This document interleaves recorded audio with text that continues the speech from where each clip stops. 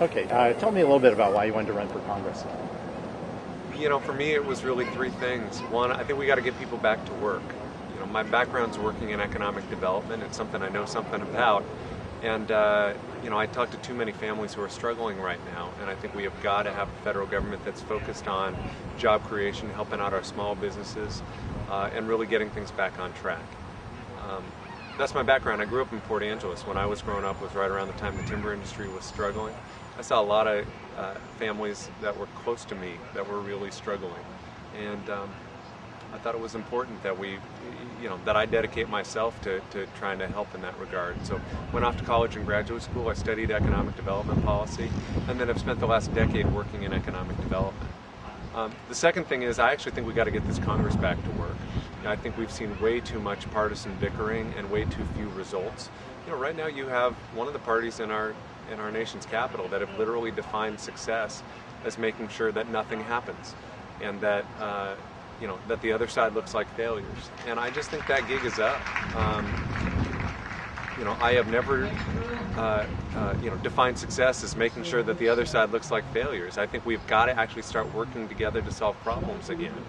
And then the third thing is, I think it's very important that we have people in our nation's capital who actually understand what middle-class families are going through. I understand that. I grew up in the son of two school teachers. You know, my grandmother is 102 years old. She depends on Social Security and Medicare for her ability to live with dignity.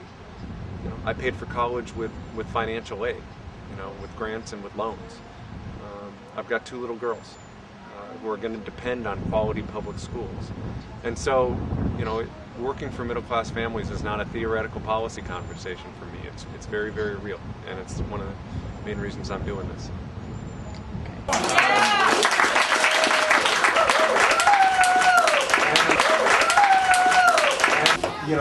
To me it is very important, particularly in a county like ours, whereas people come back having fought for our country, that they don't have to fight for a job. And that is something that keeps me going, and I think it's something that all of us want to fight for. We should be fighting for middle-class families right now who are just struggling to make ends meet. And that's what the fight's about. And frankly, I'm going to need your help. I do not have deep pockets. I wish I did. I've been playing the lottery. So far, nothing. Can you tell us a bit more about your work on jobs at the state level? Yeah, you bet. My main focus has been on helping out our small businesses. If you look at how we generally make it out of recessions, it's not the big guys that are the main generators of jobs. It's the little guys. About 95% of job growth coming out of recession is small businesses. I look at, I'm a football fan. I look at small businesses kind of like your star running back. And right now I think a lot of our small businesses are getting tackled at the line of scrimmage. I think one of the roles of the federal government is to call some plays for our star running back. For me that means a few things in terms of our tax policies, making sure we have tax policies that don't impede the ability of our small businesses to grow. It means having, access to financing, so small businesses who want to invest in their business and grow their business are able to do that. It means having regulatory policies that don't impede the ability of our small businesses to grow, where small businesses don't feel like they're shooting at a moving target. It means ensuring that our employers can find good skilled workers.